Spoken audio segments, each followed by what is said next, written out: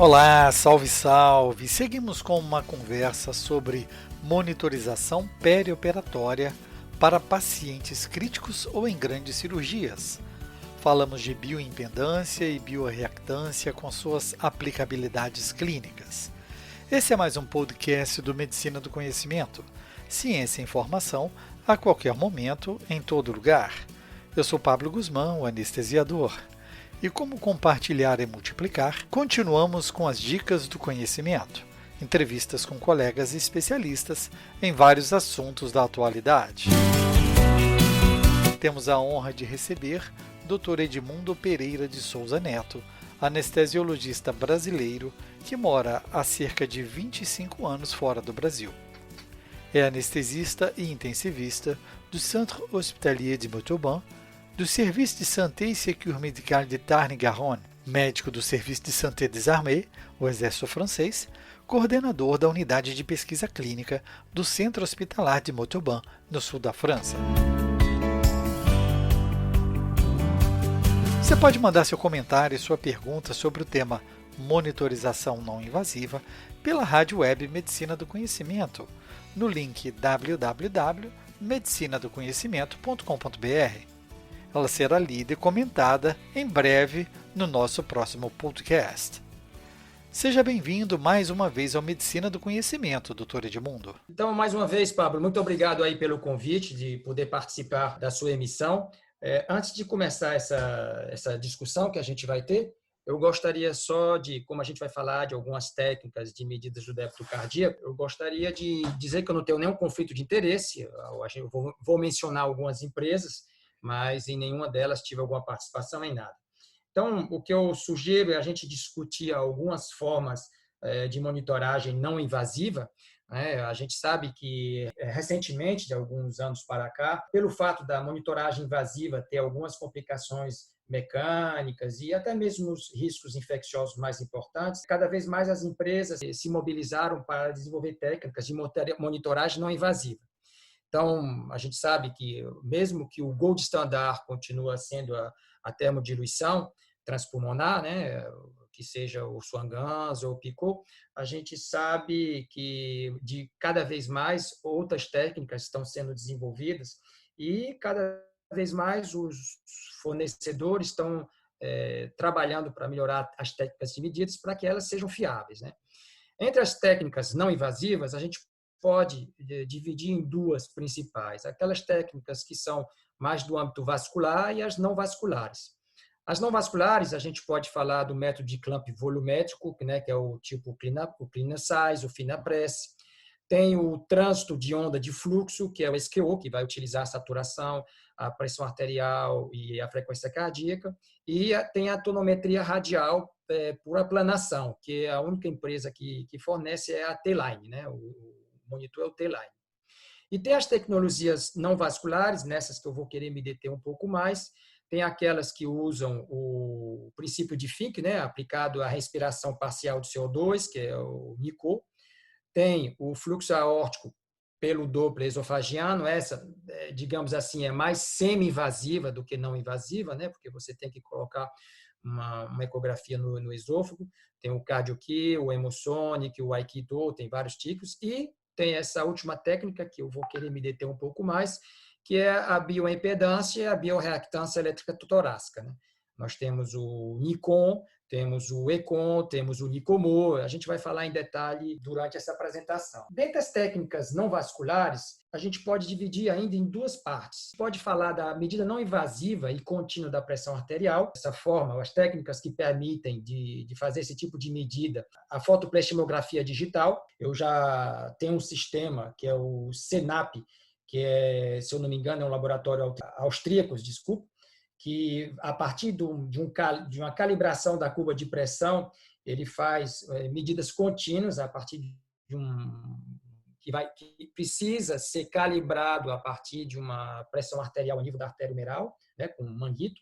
E tem o ClearSight, que é comercializado pela Edwards, que usa esse sistema. Sabemos que esse sistema é um sistema antigo, porque já em 73 o Penage descreveu essa fotopleximografia digital. Eu não vou entrar em detalhes da medida, a gente pode depois conversar se for teu interesse, mas porque o intuito que eu quero é mais na frente. Outra técnica também que permite de ter uma medida não invasiva da pressão arterial é a tonometria arterial. É um tonômetro, né, que é como um bracelet que você coloca. Esse bracelet ele vai medir a pressão de uma forma mecanograficamente, né? Ele tem cristais pelos resistivos e normalmente você vai colocar no lado do punho e esses cristais vão medir as variações a nível da pressão da artéria radial, principalmente, né? E essas medidas vão contribuir para você obter uma curva de pressão arterial contínua. O único sistema que eu conheço que utiliza esse tipo de medida é o T-Line, né?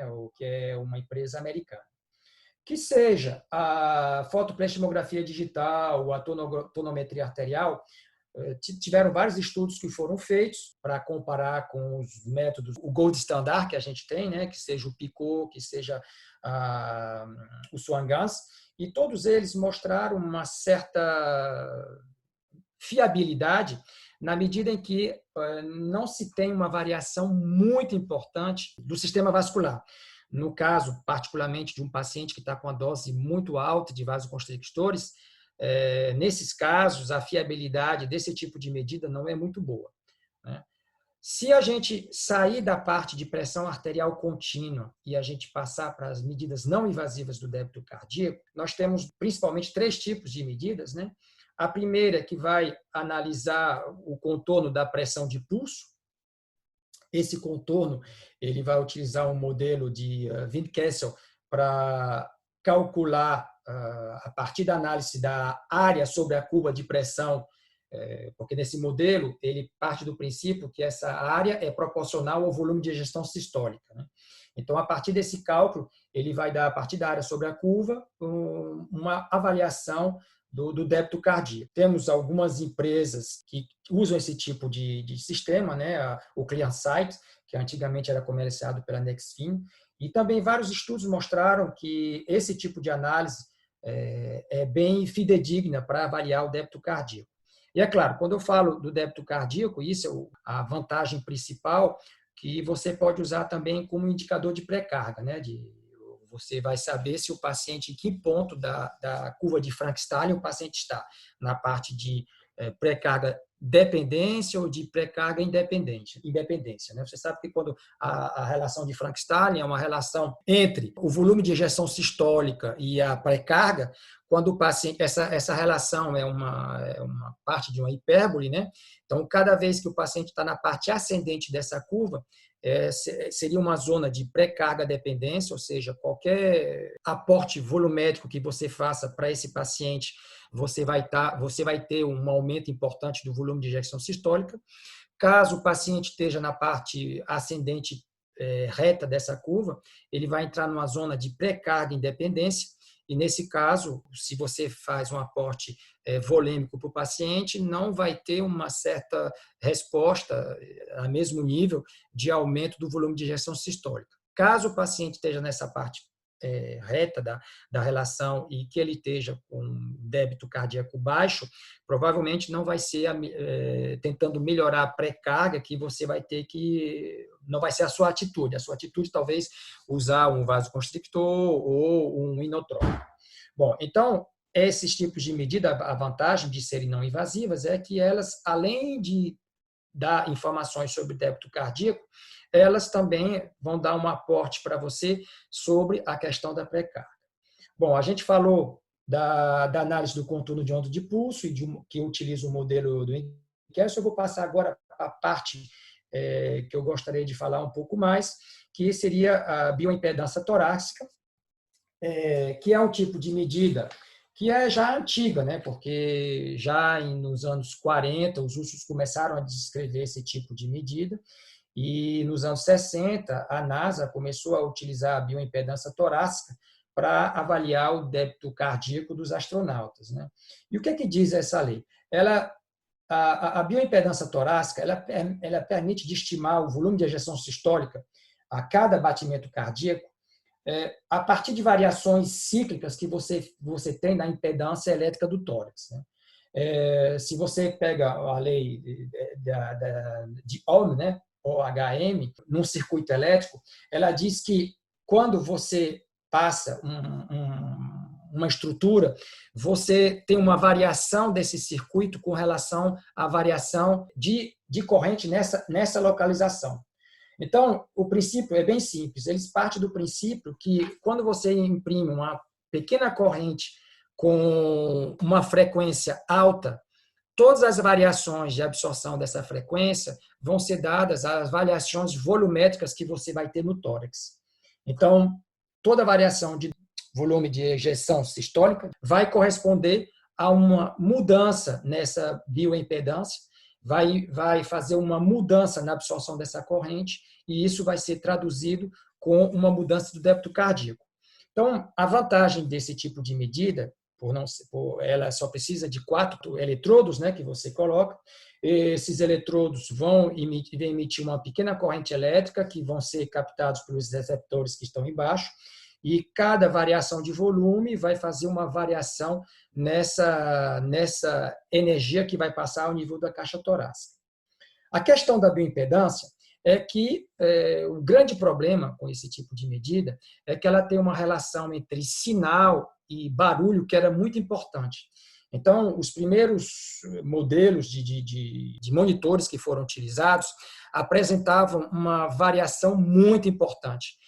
Quando eles foram comparados, por exemplo, com o Picot ou com o Swan-Ganz, existia uma correlação no sentido que as medidas elas iam no mesmo sentido, mas em matéria de valor absoluto elas eram bem diferentes.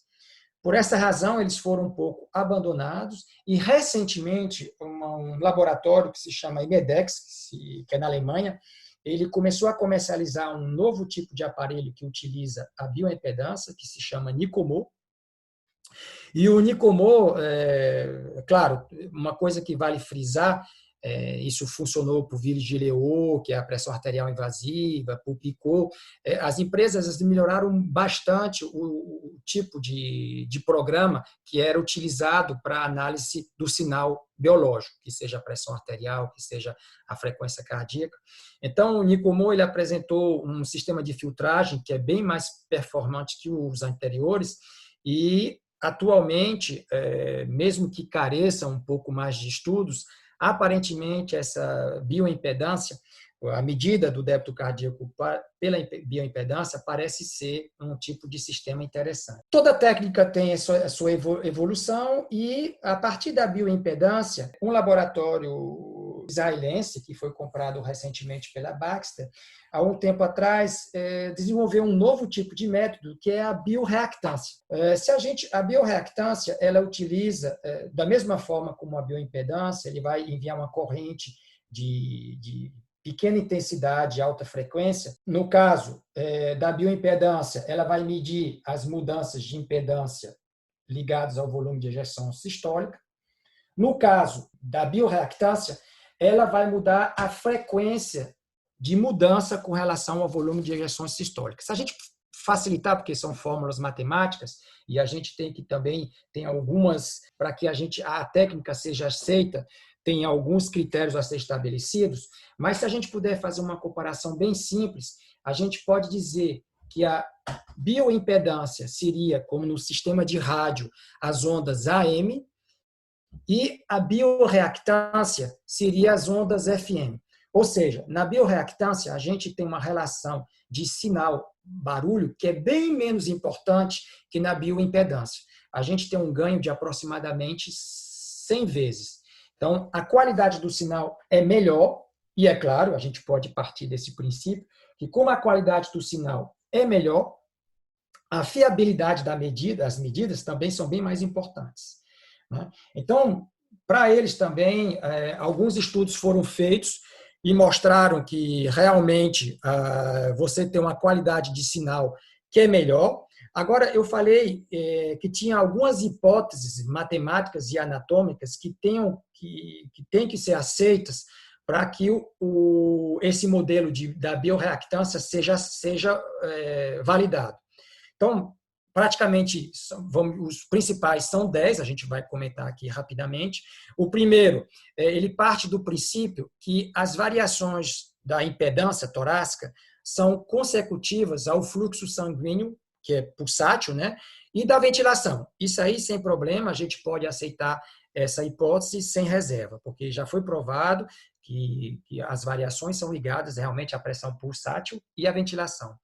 A segunda hipótese que a gente tem que aceitar é o efeito da ventilação no fluxo sanguíneo. Ele pode ter uma média, uma resultante. E isso também já foi provado, né? Também, como eu falei na primeira hipótese, que a ventilação e o fluxo sanguíneo são muito relacionados. Daí a relação da lei de Frank-Starling, quando o paciente está na parte ascendente, o paciente está em hipovolemia, ele tem uma amplitude de variação da respiração que é bem mais importante. Isso aí já foi provado com todos os métodos dinâmicos de avaliação de pré-carga. A terceira hipótese que a gente tem que colocar é que os volumes de sangue nas vias torácicas, nos átrios, eles são relativamente constantes entre a sístole e a diástole. Essa condição ela pode ser aceitável com algumas condições. Um paciente que tem uma dilatação de cavidade direita, por exemplo, ou um paciente que está em arritmia, não, essa hipótese já não é aceita. São alguns limites A quarta hipótese que deve ser colocada é que a aorta é um cilindro, né, porque a parte do princípio que esse cilindro é onde vai passar a corrente. Ele é um cilindro, onde a largura não vai variar. Também, de certa forma, a gente pode aceitar essa hipótese, mas com algumas condições. Pacientes que têm uma dissecção aórtica, pacientes que têm ateroma importante, essa hipótese não pode ser aceita. Outra hipótese que tem que ser aceita para a gente poder usar essa técnica é que a reologia do sangue é constante. Também a gente pode aceitar com algumas condições. Se você tem uma variação importante da reologia sanguínea, caso por uma transfusão, caso por um aporte massivo de volume, essa hipótese não será aceita. A sexta hipótese é que a resistividade do sangue e dos tecidos elas são comparáveis. Essa hipótese você pode ser aceita sem problema, porque existe uma resistividade que é comparável dos dois tipos. A sétima hipótese é que, na mesma forma como você tem que considerar que a aorta é um cilindro, você também tem que considerar que o tórax se comporta como um cilindro. Essa hipótese é aceitável com algumas reservas, caso o paciente tenha alguma alteração a nível de compliance ou elastância torácica, ou alguma malformação, ou que o tórax esteja aberto, ou ter alguma fratura, essa hipótese não seja aceita. A oitava hipótese é que o tórax tem que ser um compartimento único, paralelo à aorta, e que a impedância é constante. Pelas razões que eu expliquei antes, né, que seja pelo tórax e pela aorta, essa hipótese é aceitável, mas também com reserva. Nona hipótese é que a impedância aórtica ela é baixa com relação aos tecidos que circulam na aorta. Isso aí não tem problema, realmente a impedância vascular é uma das impedâncias mais baixas, a gente pode aceitar essa hipótese sem reserva. E, finalmente, a última é que a variação do volume aórtico durante a diástole ela é nula. Isso aí, sem problema, a gente pode aceitar sem reserva, partindo do princípio que a gente desconsidera o volume de ejeção na cavidade direita, né? Mas o volume, está falando do volume aórtico, realmente durante a diástole não tem nenhuma ejeção. Só caso do paciente que tem uma patologia aórtica importante, uma insuficiência aórtica importante, mas nesses casos também, como eu falei, são algumas restrições a essa técnica, a técnica não é válida. Então, a partir dessas premissas que a gente viu, a gente pode ver que os limites mais importantes da bioreactância e da bioelastância é que nos pacientes que têm uma alteração importante dos volumes de líquido intratorácico, por exemplo, o paciente que tem um edema pulmonar, que tem um derrame pleural, o paciente que tem uma arritmia, o paciente que tem uma alteração importante da impedância torácica, como por exemplo, o paciente que tem uma obesidade mórbida. Nas pacientes gestantes, carece ainda de estudo, mas provavelmente, se tem um ganho de peso importante, provavelmente a técnica de bioimpedância não pode ser utilizada. Mas a grande vantagem dessa técnica, principalmente da bioreactância, é que estudos feitos que sejam no animal, que sejam no homem, comparando com o Picot, comparando com o Swan-Ganz, mostraram que existe uma boa correlação, que seja na medida do débito cardíaco, que seja na avaliação da evolução do débito cardíaco e da pré-carga com uma manobra como, por exemplo, a perfusão ou levantar passivo dos membros inferiores. Excelentes considerações, doutor Edmundo. No âmbito prático da sala operatória e UTI, quanto à bioimpedância e bioreactância, se tivéssemos mais de uma técnica ou monitor disponível, a escolha depende do procedimento do paciente ou isso não faria diferença? No caso, a partir dos estudos atuais, a bioreactância está se mostrando com uma fidedignidade, com uma capacidade de fiabilidade de medida bem mais importante que a bioimpedância. Até porque, se fosse comparar aquela história de FM e AM, a qualidade do sinal com relação ao sinal barulho, ele é bem mais, a qualidade do sinal é bem melhor com a bioreactância. Então, no caso, eu teria uma preferência pela bioreactância que com relação à bioimpedância. Sabendo-se que, atualmente, ao meu conhecimento, o único monitor que calcula a bioimpedância é o Nicomo. Eu não sei se o Nicomo, não confundir Nicomo com o Nikon. Né? Nikon é bioreactância, que era comercializado pela Shetan, que é uma empresa que era em Israel, mas que foi, como eu falei inicialmente, comprada recentemente pela Baxter, que continua comercializando o produto, e o Nicomo, que é comercializado pelo laboratório Imedex, que é um laboratório alemão, que calcula a bioimpedância. Qual monitor utilizar? Depende muito do tipo de atividade que você tem. Se vocês têm uma atividade onde você vai utilizar muito a técnica invasiva, onde você vai colocar um catéter arterial, por exemplo, para todo o paciente, então, provavelmente para você seria mais interessante você ter uma técnica como, por exemplo, o Vigileo, que não utiliza nenhum tipo de etalonagem, ou o Lidco, também que utiliza como etalonagem, ou se você coloca sempre uma pressão arterial sangrante, se você utiliza também uma veia central, um aborto central, provavelmente para você seja mais interessante você colocar o Picot. Até porque o Picot você pode deixar bem mais tempo, por exemplo, do que uma sonda de Swan-Ganz. O grande problema é quando você tem um paciente que não precisa mais de um método invasivo, não precisa de uma artéria, não precisa de uma veia central, e que esse paciente, e isso acontece de uma forma bem mais regular na anestesia, um pouco menos na reanimação, mas você pode ter paciente em reanimação que não necessita de uma artéria, que não necessita de uma veia central, e você quer avaliar esse paciente. É claro que você pode dizer, eu tenho uma ecografia cardíaca. Ok, você pode ter uma ecografia cardíaca. O grande problema da ecografia cardíaca é que ela é muito operador dependente e também, de certa forma, ela é um pouco cronofágica, digamos assim. Supondo que você, por exemplo, eu trabalho numa reanimação que eu tenho 20 leitos. Nesses 20 leitos, eu tenho 5 ou 6 pacientes instáveis. Se esses pacientes eu tenho que fazer uma certa avaliação de forma constante, eu vou passar o tempo todo só fazendo ecografia para eles. A vantagem de ter uma medida não invasiva e contínua é que eu posso ter uma análise bem mais rápida e bem menos cronofágica do que uma ecografia cardíaca. Né? Então, aí entra o interesse dessas medidas. Isso eu falei com relação à reanimação.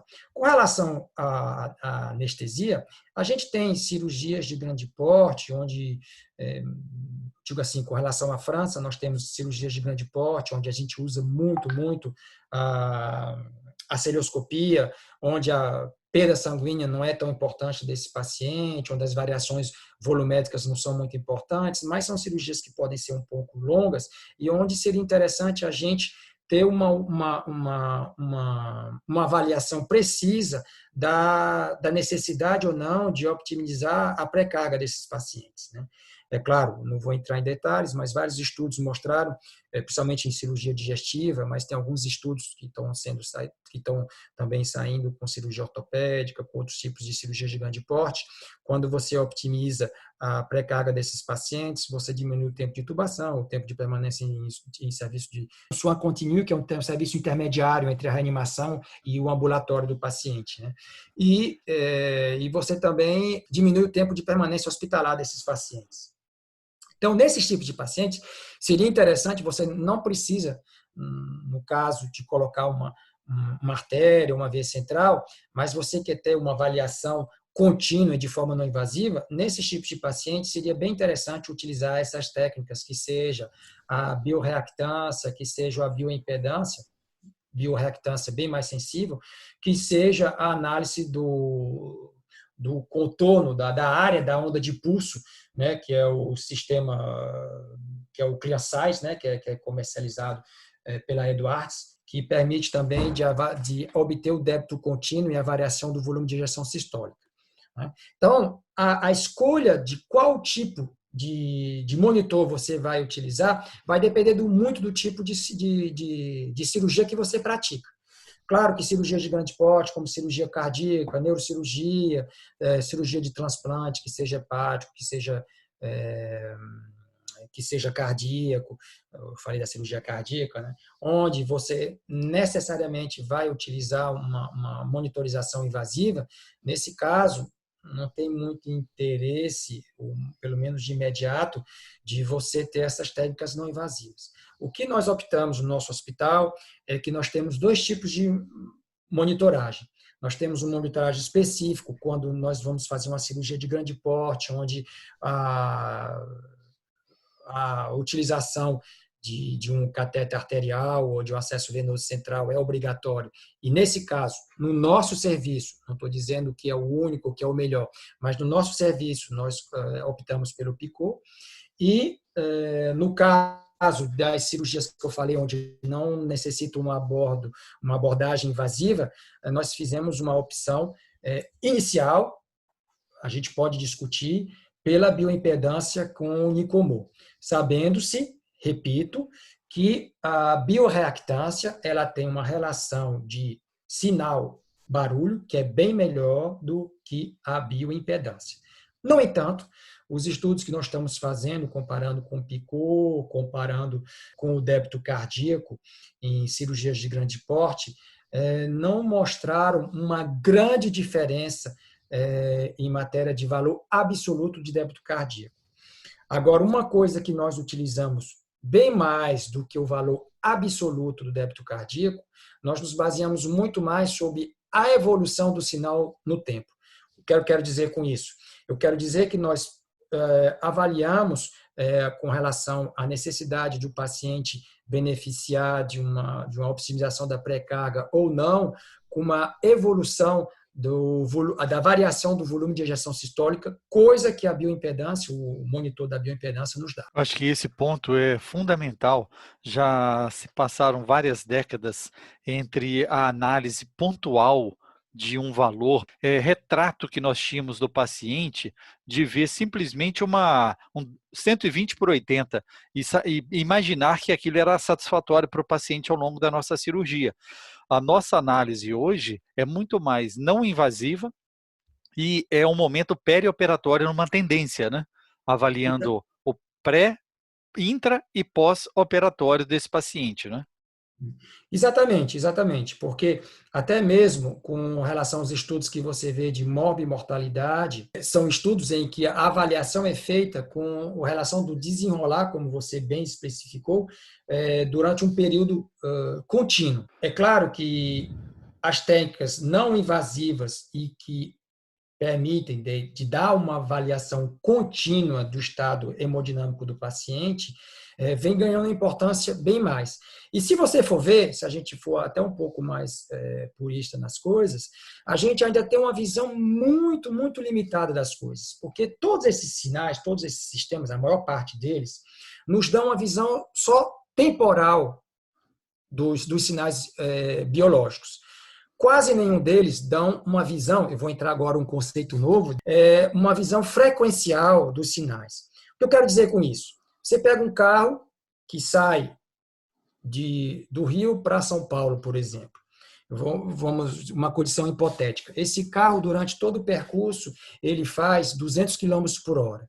Supondo, vou dar uma suposição, que ele leva 8 horas, vamos facilitar o cálculo, ele leva 10 horas para fazer esse percurso, a 200 quilômetros 200 quilômetros, e você diz, são 200 quilômetros, não é o caso, né? Mas a distância é 200 quilômetros, de um ponto A para um ponto B, e ele levou 10 horas. Supondo que você vai ver a média desse percurso, você vai ter 20 quilômetros por hora. Mas a realidade não é essa. Ele parou, ele almoçou, ele jantou, ele dormiu. E as visões desses monitores que nos dão são visões temporais. É uma comparação grosseira, mas é exatamente isso. Você diz que durante o percurso do paciente, o paciente estava a 20 km por hora, quando na realidade não é isso. Quando você faz uma abordagem frequencial, você tem picos de predominância, ou seja, vai ter um momento onde o carro vai estar parado, nesse momento T, a frequência vai ser 0. Você vai ter alguns momentos onde o carro estava se movimentando a 10 km por hora, que foi a maior parte do percurso. Então, você vai ter um pico de frequência, um pico de importância a 10 km por hora. Então, a vantagem da análise frequencial é que ela vai dar uma importância a cada período, mesmo que esses períodos tenham sido diferentes, coisas que as análises temporais não dão, né? Então, isso é um meio uma forma de análise que os construtores estão começando também a incorporar, porque não só uma medida contínua, não só uma medida invasiva, mas que no final você possa determinar uma predominância durante um tempo X com relação à optimização ou não que você fez de certo parâmetro. Durante a cirurgia, no momento da incisão até a retirada de tal órgão, a pressão ficou baixa. 60, por exemplo, uma pressão arterial sistólica ficou de 80. Você tentou melhorar, não conseguiu e tudo. Então, o monitor vai bater um pico de frequência nesse ponto e você vai saber, a posteriori, o que aconteceu para que essa pressão tenha sido mantida baixa, quais foram as medidas que foram feitas, que provavelmente não foram necessárias, foram eficientes, para você subir esse pico. Então, uma coisa que talvez vai vir com o tempo, já tem alguns tipos de monitores, né, que utilizam mais quando você vai analisar o sistema nervoso autônomo, para você ver a predominância do simpático, do parasimpático, eles utilizam análises frequenciais. Como você tem o BIS, que é uma análise frequencial também das ondas da atividade elétrica cerebral, né? Mas uma análise mais de parâmetros hemodinâmicos, tem alguns construtores que estão trabalhando nisso, para você não só ter uma análise contínua, não invasiva, mas também frequência dependente com relação a um período dado de análise do paciente. Muito bacana essa conversa, Edmundo. Eu acho que isso mostra realmente que existe muito mais do que simplesmente você imaginar 2 ml por quilo de reposição volêmica, ou você abrir uma avaliação pré-operatória e verificar uma ecocardiografia que é feita num ambiente extra-hospitalar. O movimento e as mudanças que ocorrem ao longo do processo anestésico cirúrgico necessitam de uma monitorização mais eficaz e que nos dê respostas para cada ato que nós realizamos com o nosso paciente. Se é fluidoterapia, se é inclusão de alguma droga vasoativa. E realmente isso não faz sentido você andar às cegas, né? Nesse mundo tão globalizado e moderno, com tanta tecnologia disponível. Exatamente, até porque todos os estudos que foram feitos, precursores da optimização da pré-carga, né, mostraram que, infelizmente, a gente tem uma tendência a ir bem mais na reposição volêmica dos pacientes do que necessário, né? Porque você não pode ter uma reposição volêmica bem mais importante, porque, no caso, você vai aumentar a passagem de líquido no espaço intersticial, você vai aumentar o edema intersticial e você vai diminuir o aporte de oxigênio, né, que é deletérico para o paciente. Como, por outro lado, acontece bem menos, mas acontece também, você não fazer um aporte volêmico importante, o paciente tem uma zona de pré-carga dependência, mas você colocar mais um vasoconstrictor e você vai fazer uma redistribuição desse fluxo e você vai ter áreas como a parte renal, como a parte o intestino, que vão ser atingidas por essa baixa de débito com uma alteração no pós-operatório, né, importante. Então, como você falou, a gente dispõe de várias tecnologias. A gente podia ficar aqui o dia todo falando de todos os tipos de monitores, né? Picot, Litco, Flowtrack Vigileo, ClearSigns, T-Line, Nicomo. Bom, aí vai. A questão são duas coisas. Primeiro, saber onde você quer chegar e qual é o tipo de sua atividade.